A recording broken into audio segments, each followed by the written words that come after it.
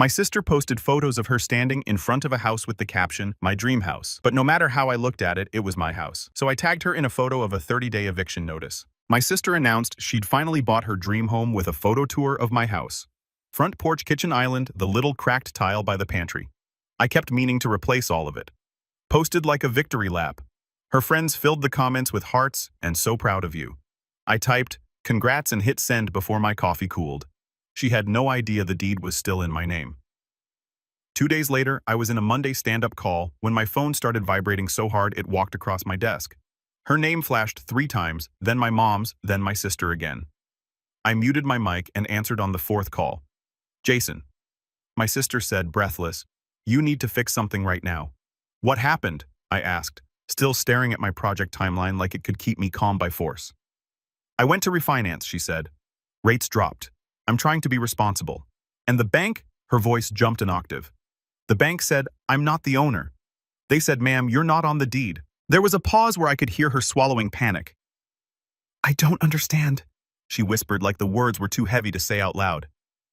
"I live here. It's my house." I looked at the little sticky note on my monitor that said, "Stay factual." I'd written it for meetings with difficult clients. I didn't realize I'd need it for my own family. "It's not your house," I said quietly. "It's mine." "No," she snapped. "No, that's not funny. You said I said you could live there," I replied. "I never said I transferred ownership." She started talking fast, like speed could change legal reality. "You can't do this to me. I already told everyone. I posted it. I have contractors scheduled. I'm trying to consolidate debt. Mom said you wouldn't." "Dreams come true when you ask permission," I said. And I hated how calm my voice sounded, like it was someone else speaking through me. Then I ended the call. I didn't feel triumphant. I felt tired, the kind of tired that lives in your bones. When I checked my phone later, there were 83 missed calls from my mom. To understand how we got here, you have to go back years to the first time my family decided my stability was something they could borrow without asking. I'm Jason, 41, project manager for a construction tech company outside Raleigh. I'm not flashy, I've never been. I like clean spreadsheets, clean timelines, and payments that clear on time. My salary is $118,000 a year. After taxes, insurance, and my 401k, I take home about $6,100 a month. That number is burned into my brain because I built my life around it. My sister Rachel is 36. She's charming in the way that makes strangers want to help her. She laughs easily. She cries easily too, especially when consequences show up. Growing up, Rachel was the creative one. I was the responsible one. That didn't sound like a problem when we were kids. It became a problem when we were adults, when our dad died. My mom got the life insurance payout, $220,000, enough to pay off her small house and set aside a cushion. She told everyone she was fine, but she also started keeping a running list of what everyone owed her emotionally. Rachel moved back home at 28 for a few months. Those few months became 5 years. I didn't live there. I had my own apartment, my own bills, and a steady habit of showing up whenever I was asked. When my mom needed her gutters replaced, I paid the $860 invoice because I didn't want her up on a ladder. When Rachel needed her car fixed, I put $1,400 on my credit card because she said she couldn't get to interviews without it, just until she gets on her feet. My mom would say, when I got promoted and started earning real money, the ass got bigger. Rachel's first apartment deposit was $1,800. I paid it. When she decided she wanted to start an online boutique, she needed inventory. That was $3,200. I paid it. When the boutique fizzled out, she needed a bridge to cover rent. That was $900 one month, then $900 again. Then a string of "I'll pay you Friday" texts that never ended with an actual payment. Every time I hesitated, my mom would say, "Jason, she's your sister." And every time I gave in, I told myself I was buying peace. The house was supposed to be a reward. I'd been saving since my late 20s. No expensive vacations, no brand new cars. I drove a paid-off Civic until it started making a noise that sounded like a threat. I put $500 into savings every month, even when it meant saying no to things I wanted. In 2020, I bought a 3-bedroom, 2-bath place in a quiet neighborhood. $342,000 purchase price. I put $68,400 down. My mortgage payment was $1,986 a month, plus $310 in property taxes and $140 for insurance. It was the biggest responsibility of my life, and it felt like mine. A year later, Rachel's life fell apart. According to my mom, Rachel had been dating a guy who promised her big plans and delivered nothing. When he left, she had nowhere to go because she'd stopped paying rent months earlier, convinced she could talk her landlord into waiting. She called me crying at 11:47 p.m. "I'm going to be homeless," she said. "Please, I just need a place for a little while." I should have said no. I didn't. I let her move into my house while I stayed in my spare room, like a guest in my own life. I told myself it was temporary. I told myself it was family. I told myself I could handle discomfort for a few months. At first, she was grateful. She bought groceries. She cleaned the kitchen once. She hugged me and said, "I don't know what I'd do without you." 2 weeks later, she started calling the house ours. A month later, she started calling it mine. She got mail delivered there. She updated her driver's license address. She started making little changes without asking. One Saturday, I came home with paint samples for my office, and she was in the living room with a roll of wallpaper. "Oh," I said, "what's that?" "It's for the accent wall," she replied, like the decision was a settled thing. "The living room is boring." "I didn't ask for an accent wall," she sighed. "Jason, it'll look nicer. You never decorate." "I don't want wallpaper." "Why are you always so intense?" she asked, already peeling back the paper, like my answer didn't matter. That became the pattern. Not yelling, not drama, just quiet, constant override. My mom loved it. "She's making it a home," Mom said over the phone. "It's good for her." "It's my home," I reminded her. "She's your sister," Mom replied. Like that was the same thing. Rachel's financial contribution shrank over time. It always did. At first, she offered $600 a month toward utilities and a little rent. It lasted 3 months. Then it became $300. Then it became, "I bought groceries that counts." Then it became nothing. When I brought it up, she'd look wounded. "You want to charge your own sister rent?" She'd say that's cold. I wasn't trying to profit. I was trying to keep my budget from bleeding. Electricity averaged $180 a month with her constantly running the dryer. Water jumped from $55 to $120. Internet was $79. My grocery bill doubled because she ate like someone who never planned meals, just reacted to hunger. Then came the bigger costs, the ones you can't ignore. The HVAC needed repairs, $2,480. The roof had a leak, $1,900. The dishwasher stopped draining, $640. Rachel would nod sympathetically, then say, "Ugh, home ownership is so stressful," like it was her stress to claim. If I sounded annoyed, my mom would get involved. "Rachel is trying," she'd insist. "You always act like she's doing it on purpose."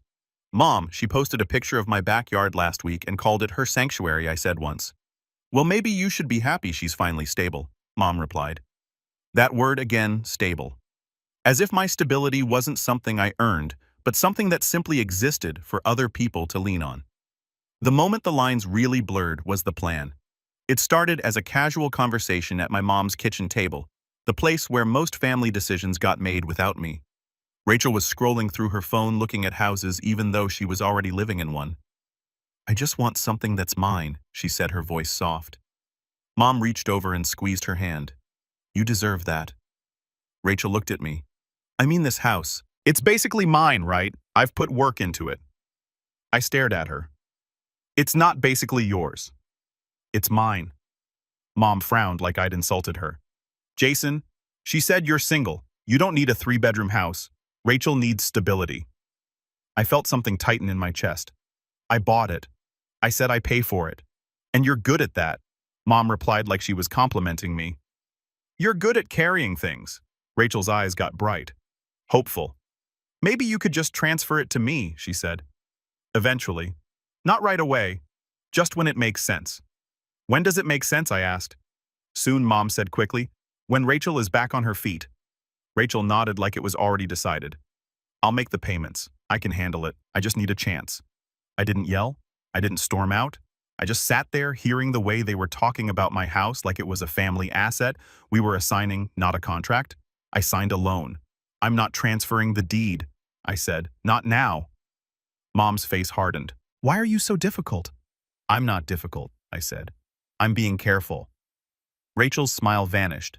"So, you don't trust me?" "It's not about trust," I replied. But it was. It was about the fact that I'd never seen her carry a burden for longer than it took to get bored. They didn't let it go. They just changed tactics. Rachel started calling the house her dream home in casual conversation. Mom started referring to it as Rachel's place when talking to relatives. My aunt congratulated Rachel at Thanksgiving for becoming a homeowner, and Rachel didn't correct her. Each time it happened, I felt smaller in my own life, like my name was being erased from my own paperwork. I should have drawn a hard line then. I didn't.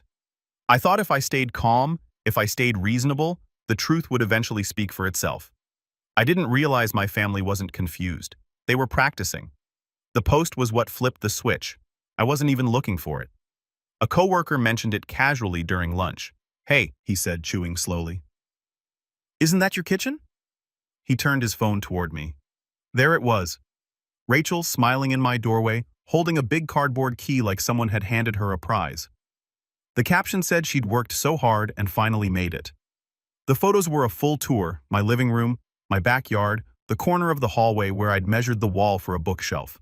The comments were full of applause. "You deserve this. So inspiring," homeowner vibes. Rachel replied to almost everyone with heart emojis. And thank you. My hands went cold. Not from anger, from clarity. Because it wasn't just a lie. It was a public claim, a story she was building in front of witnesses. I clicked her profile. More posts, more hints, making upgrades to my place. Feeling grateful for my home. Can't wait to refinance and make it really mine. That last line made my stomach drop. Refinance. I didn't respond with a paragraph. I didn't start a family group chat war. I didn't type out a lecture. I commented congrats. Because part of me was still hoping she'd see it and realize I saw her. I wanted her to stop on her own. I wanted a peaceful ending. Then I opened my laptop. I pulled up every document related to the house, the closing paperwork, the deed, the mortgage statement, the insurance policy, the property tax records. Everything was in my name exactly as it should be. I checked my bank account. The auto pay had been running like clockwork. $1,986 on the first of every month. The utility bills were in my name too because I'd never moved them over, not fully trusting she'd pay them. Even the home warranty was on my card. Then I called my mortgage servicer, not to threaten anything but to understand. The representative confirmed what I already knew.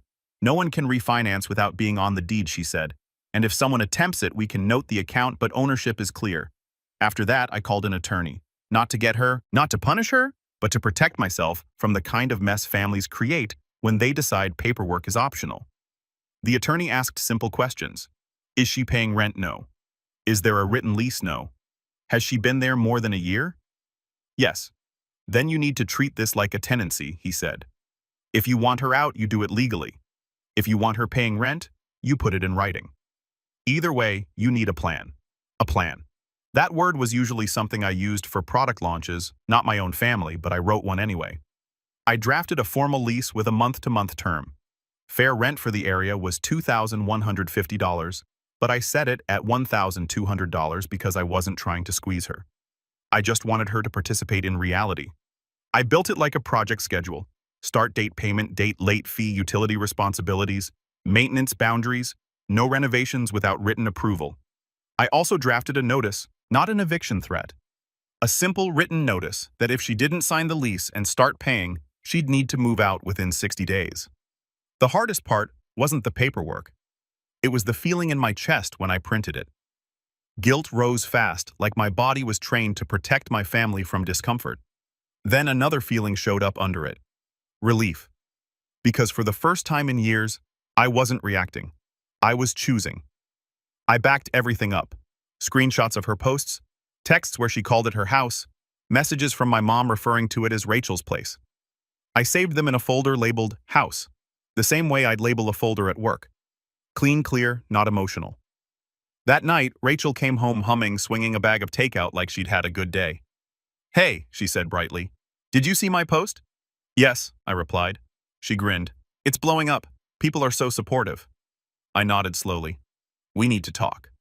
Her smile slipped. "About what?" I held my voice steady. "About the house. About what you're telling people. About what you're planning with the bank."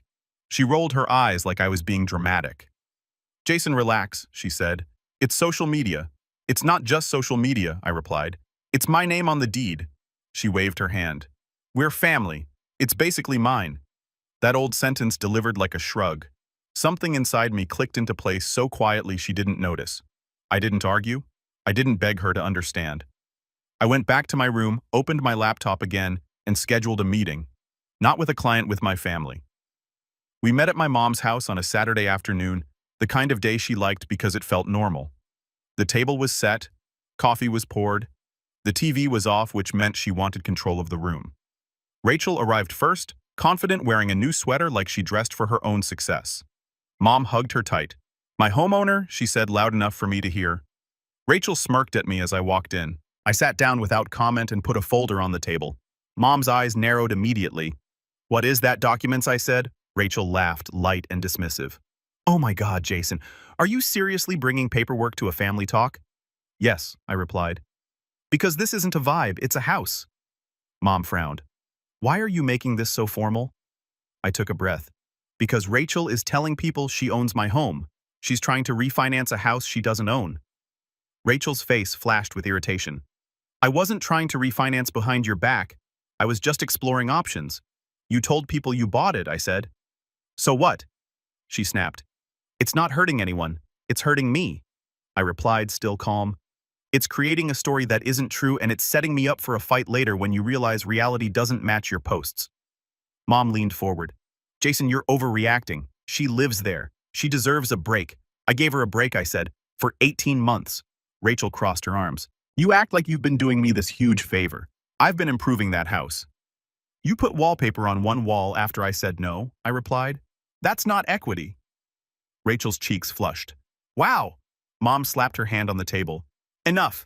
Don't talk to your sister like that." I opened the folder and slid the first paper across the table. "This is the deed," I said. "My name. Only my name." Rachel didn't pick it up. She stared at it like it was an insult. Mom's voice got sharp. "We know it's in your name. That's what we're trying to fix." I looked at her. "It's not something that needs fixing." Rachel leaned forward, eyes bright with anger now. "So what? You're just going to hold it over my head forever?" "No," I said, "I'm going to set terms."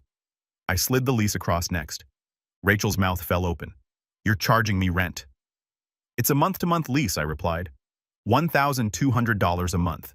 Utilities transferred into your name within 30 days. No renovations without approval." Mom looked like I dropped something dirty on her table. "This is cruel," she said. "It's normal," I replied. "Adults pay for housing." Rachel's voice rose. "I can't afford that." "You can't," I said. "You just don't want to." Her eyes widened. "Excuse me. I've seen your spending," I said, and I kept it factual, not mocking. "You ordered $46 of delivery 3 nights last week. You paid $210 for concert tickets. I'm not judging you. I'm saying if you can budget for those things, you can budget for housing." Mom pointed at me like I was the problem. "You've always been this way. Cold. Controlling." I swallowed. That word controlling had been thrown at me every time I asked for basic fairness. "I'm not controlling," I said. "I'm protecting myself." Rachel grabbed her phone and shoved it toward me. "Look at all these people. They think I earned this. They're happy for me. Do you want to embarrass me?" I didn't even glance at the screen. "This isn't about embarrassment," I said. "It's about honesty and responsibility." She stared at me like she couldn't find the lever that usually moved me. Then she changed tactics, voice softening. "Jason," she said, "I thought you loved me. I thought you wanted me to be okay." "I do," I replied. "That's why I'm doing this now while we can still handle it calmly." Mom shook her head, eyes wet. "How can you do this to your own mother? Do you want me worrying about Rachel?" I kept my hands flat on the table. "You can worry if you want, but you can't solve it with my mortgage." Rachel's voice snapped back to angry. "So what happens if I don't sign?" I slid the notice across slow and steady. "Then you have 60 days to move out," I said. "Legally, peacefully. I'm not changing the locks. I'm not throwing your things outside. I'm giving you time." Rachel stared at the paper like it was a cliff edge. "You wouldn't," she whispered. "I will," I replied, "because I can't live like this anymore." That's when my mom's phone buzzed. She looked down and her face tightened. "It's your aunt," she said. "She saw Rachel's post and wants to know when she can come see the house." Rachel's eyes flicked to me, almost pleading now, like she wanted me to save her from the lie she'd built. I didn't rescue her. I didn't attack her either. I stood up and gathered the folder. "You can tell her whatever you want," I said. "But I'm done pretending." Rachel jumped up too. "You're ruining my life." I met her eyes. "No, I'm handing it back to you." Mom stood, voice shaking. "Jason, don't walk out. We're family." I paused at the doorway. I am family, I said. That's why I'm being honest. The lease is fair. The timeline is fair. The boundary is firm. Then I left, got in my car, and drove back to my house.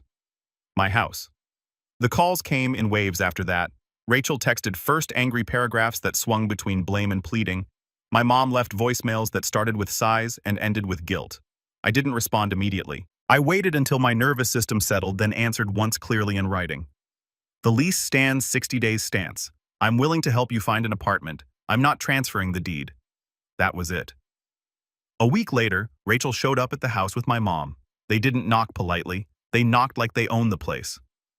When I opened the door, Rachel held up her phone. Look, she said. People are asking questions now. They're saying I'm lying. I nodded.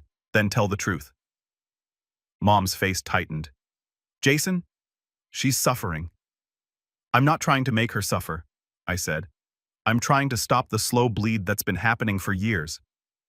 Rachel's voice cracked. Where am I supposed to go? You're supposed to go where adults go when they need housing, I said gently. You look, you apply, you budget, you sign your own lease. Mom stepped forward. You could just make this easy. Just sign it over. Let her refinance. Let her handle it. I shook my head. No. Rachel stared past me into the living room like she was seeing the house differently now, not as a trophy, as a cost.